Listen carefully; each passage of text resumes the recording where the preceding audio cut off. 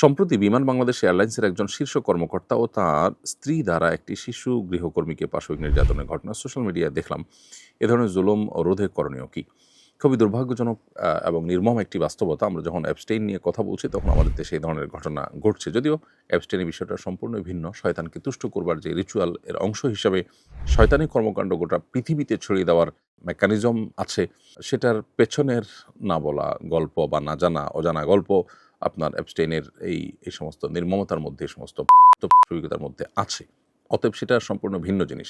কিন্তু আমাদের দেশে যেটি ঘটেছে সেটাও অত্যন্ত দুর্ভাগ্যজনক। অর্থাৎ একটা গুরুত্বপূর্ণ পদে থাকা একজন শীর্ষ ব্যক্তি, তিনি যে হন না কেন, আমি কাউকে ছোট করতে চাই না এবং সে সুযোগও নেই। বাট এরকম কোনো জায়গা থেকে এ ধরনের ইস্যু সত্যিই আমাদেরকে খুবই ব্যথিত করে।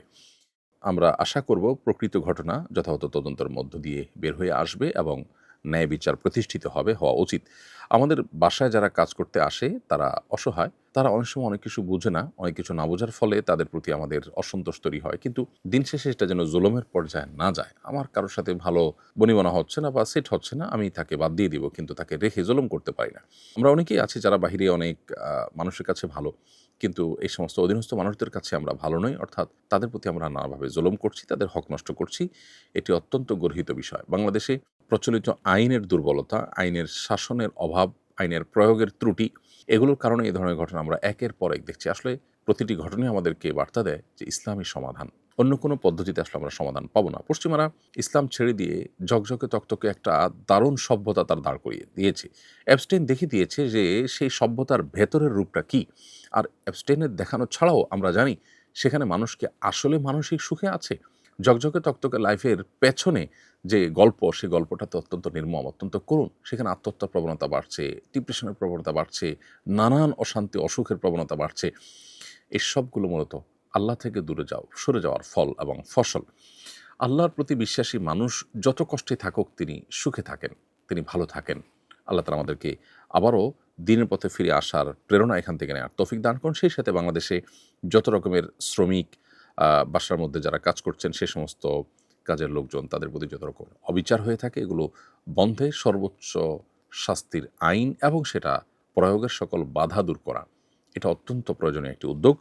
এবং সর্বত্র নীতি এবং নৈতিকতার চর্চা এবং ধর্ম এবং ধার্মিকতার চর্চা, এটা বাড়াতে হবে। আমাদের শিক্ষা থেকে নিয়ে প্রত্যেকটা ক্ষেত্রে যদি সেটা আমরা করতে পারি, ইনশাআল্লাহ বিদিনিল্লাহ মনুষ্যত্ব ফিরে আনা সম্ভব। আর না হলে পশ্চিমাদের মতো চকচকে মানবাধিকারের যে লেয়ার সেটা আমরা দেখতে পাবো, আর ভেতরের লেয়ারটা হবে অত্যন্ত নির্মম। সেটা যেন না হয় সেজন্য আমাদেরকে পরিপূর্ণ দ্বীনের পথে ফিরে আসতে হবে এবং সেই সাথে এই ধরনের ঘটনার সঠিক তদন্ত, সুষ্ঠু তদন্তের মাধ্যমে এটার আসল দিকটা বের করে এনে যথাযথ বিচার যেন হয় সেটি আমরা কামনা করছি। সরকারি চাকরির বয়স পার হয়ে গেছে। এখন প্রতিবন্ধী সার্টিফিকেট বানিয়ে প্রতিবন্ধী কোটায় চাকরি নিতে পারবো কিনা? উত্তর হলো, যদি প্রতিবন্ধী হন তাহলে প্রতিবন্ধী কোটায় আপনি চাকরি নিতে কোনো অসুবিধা নেই। কিন্তু প্রতিবন্ধী না হয়ে যদি আপনি প্রতিবন্ধীর সার্টিফিকেট সংগ্রহ করে আপনি চাকরি নেন, তাহলে সেটা হবে হারাম কাজ, প্রতারণা এবং ভয়াবহ গুনাহের কাজ। কারণ নবী সাল্লাল্লাহু আলাইহি ওয়াসাল্লাম বলেছেন, মান গাশশানা ফালাইসা মিন্না, যে ব্যক্তি আমাদেরকে ধোঁকা দেয়, প্রতারণা করে, সে আমার উম্মত নয়। আপন মামার শালীকে কি বিয়ে করা যাবে?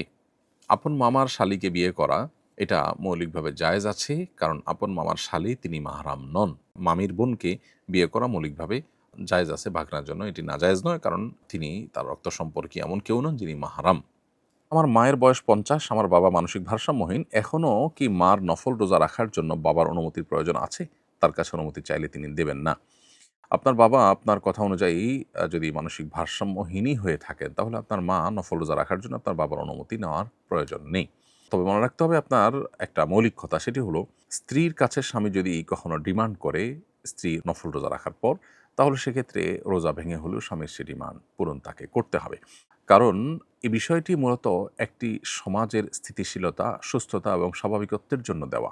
শরিয়ার অনেকগুলো বিধিবিধান আছে যে বিধিবিধানগুলো আপাত দৃষ্টিতে আমাদের কাছে বুঝে আসে না, অথচ সেগুলোর অন্তর্নিহিত দিক যদি আমরা ভালোভাবে গভীরভাবে পর্যবেক্ষণ করতে পারি, পর্যালোচনা করতে পারি, তাহলে সেক্ষেত্রে আমাদের কাছে পরিষ্কার হয়ে যাবে যে এই বিধানের কত উপকারী দিক আছে বা কত দিক বিবেচনা করে আল্লাহ তাআলা এটি দিয়েছেন। সমাজে ব্যভিচার, নারীর প্রতি পাশবিক নির্যাতন এবং সমাজে আপনার যত রকমের এই জাতীয় অপরাধ সংগঠন হয়ে থাকে সেগুলো যেন না হয়, তার জন্য শরিয়া বহু রকমের ব্যবস্থা রেখেছে। এর মধ্যে এটাও একটা। অতএব একটি সমাজের স্থিতিশীলতার প্রয়োজনে স্বামী স্ত্রী পরস্পরের প্রতি সহযোগিতাপূর্ণ মানসিকতা থাকতে হবে এই ইস্যুতে। অতএব সে বিষয়টিকে মাথায় রাখতে হবে। এমনিতে মৌলিকভাবে আপনার বর্ণনা অনুযায়ী আপনার বাবা অসুস্থ হলে সেক্ষেত্রে তার অনুমতি না নিয়ে নফল রোজা রাখতে কোনো অসুবিধা নেই। আমার জাকাত বর্ষ যেদিন পূর্ণ হয় সেদিন সকালে স্বর্ণের বিক্রয় দাম ছিল একরকম, আর সকাল 10টার পর হয়ে গেছে আরেক রকম। এক্ষেত্রে আমি কোনটা ধরে হিসাব করব? উত্তর হলো, স্বর্ণের জাকাত দেওয়ার ক্ষেত্রে বা আমরা যখন সম্পদের জাকাত দিব তখন জাকাত যখন আদায় করব তখন এটার যে দাম আছে সে দাম ধরে আমরা মূলত জাকাত ক্যালকুলেট করব। অতএব আপনার স্বর্ণের জাকাত আপনি যে মুহূর্তে বা যখন আদায় করছেন, হিসাব ফাইনাল করছেন, তখন এটার দাম কত সেটা আপনি দেখবেন। অতএব ওই দিনের প্রথম অংশ মাঝের অংশ দেখা এটা আপনার জন্য গুরুত্বপূর্ণ নয়। এমনকি ওই দিন যখন আপনার জাকাত বর্ষ পূর্ণ হয়েছে ওই দিন আপনি হিসাব করেননি, আপনি হিসাব করেছেন 1 মাস পর, জাকাত দিয়েছেন 1 মাস পর, তাহলে ওই 1 মাস পরের যে মূল্য সেটাই কিন্তু আপনাকে ধরতে হবে। অনেকেই কয়েক বছরের জাকাত একসাথে পরে দেন। এরকমটি যদিও করা অনুচিত। যদি কেউ করেন তাহলে সেক্ষেত্রে যখন তিনি দিবেন, ধরুন 10 বছর ধরে আপনি জাকাত দেন নাই, এখন স্বর্ণের জাকাত দিতে যাচ্ছেন, তাহলে এখন স্বর্ণের যে বাজার দর আছে, মূল্য আছে, সেটা ধরে আপনাকে জাকাত হিসাব করতে হবে।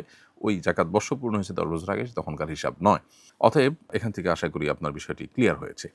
আমার সৎ মায়ের প্ররোচনায় আমার বাবা আমার হাজবেন্ডকে অযথা মারার জন্য উদ্যত হয়। তাই স্বামী আমাকে আমার বাবার সাথে যোগাযোগ না করার নির্দেশ দিয়েছেন। এদিকে বাবাও আমার সাথে কথা বলতে চান না। এক্ষেত্রে আমার করণীয় কি? প্রথম কথা হলো যে বাবা হিসাবে রক্ত সম্পর্ক এবং আপনার প্যারেন্ট হিসাবে তার সাথে যোগাযোগ রক্ষা করা বা তার কল্যাণ কামনা করা এটা আপনার কর্তব্য, মৌলিক কথা। এখন যে সিচুয়েশন তৈরি হয়েছে এই সিচুয়েশনে যদি আপনি তার সাথে ফোনে হাই হ্যালো করেন, খোঁজখবর রাখেন, তার কল্যাণ কামনা করেন, তিনি যেহেতু বলছেন যে নিজেও কথা বলতে চান না, তারপরও আপনি আপনার জায়গা থেকে তার কল্যাণকামিতার জায়গা থেকে অন্তত হাই হ্যালো ফোন যোগাযোগ এটুকু করেন, তাহলে ইনশাআল্লাহ আপনি দায়মুক্ত হবেন। এবং স্বামী তার দ্বারা কষ্ট পেয়েছেন, সেজন্য আপনি স্বামীকে আপনার সর্বোচ্চ তার পক্ষে সিম্প্যাথি প্রকাশ করার চেষ্টা করবেন। কিন্তু স্বামীর কথার কারণে আপনি বাবার সাথে সম্পর্ক চিরতরে ছিন্ন করতে বাধ্য নন। আবার একই সাথে স্বামী যাতে রুষ্ট না হন, আপনার দাম্পত্য সম্পর্কে যেন প্রভাব না পড়ে, সেজন্য তার অগোচরেও চাইলে আপনি যতটুকু না হলে ততটুকু যোগাযোগ তার সাথে রাখতে পারেন, বরং রাখার কর্তব্য আপনার যদি সে সুযোগ থাকে। আমার সহপাঠী কয়েকজন বন্ধুরা মিলে বাজি ধরে ক্রিকেট খেলে। আমি ওদের সাথে খেলি, তবে ওদের বাজির সাথে আমার কোনো সম্পর্ক নেই। আমি সেটাকে কোনো অংশগ্রহণ করি না, কেবল শরীরচর্চার উদ্দেশ্যে কি ওদের সাথে খেলতে পারবো? জুয়ার যদি আপনার কোনো প্রকার অংশগ্রহণ না থাকে, আপনি জাস্ট খেলেছেন, তাহলে সেটা জায়েজ হতে পারে। কিন্তু আপনার এই অংশগ্রহণটা যদি তাদের কোনো প্রকার জুয়ার কাজে প্রত্যক্ষ সহযোগিতা হয়, তাহলে সেটা আপনার জন্য জায়েজ হবে না। আর যদি সেরকমটা না, বরং আপনি না খেললে অন্য কেউ খেলবে, এখানে সহযোগিতার কোনো ইস্যু নাই, আপনি আপনার যে পারপাস অর্থাৎ শারীরিক কসরত সেটি সার্ভ করার জন্য খেলছেন, তাহলে সেটি নাজায়েজ হওয়ার কোনো কারণ নেই। আমি একজন সৌদি প্রবাসী। সৌদিতে কোনো কথা বা কাজ গুরুত্বহীন বোঝাতে খাল্লি বাল্লি বলা হয়।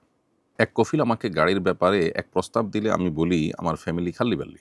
আর আপনার এটা তো আরো আগে। প্রশ্ন হলো, এতে কি আমার স্ত্রী তালাক হয়ে গেছে কিনা? খাল্লি-বাল্লি, খাল্লি মানে বাদ দাও, এই টাইপের কথা আরকি। খাল্লি-বাল্লি মানে বাদ, বাদ, রাখেন এসব।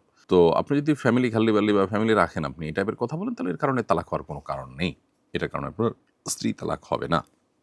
আসুন্নাহ ফাউন্ডেশন, উম্মার স্বার্থে সুন্নাহর সাথে।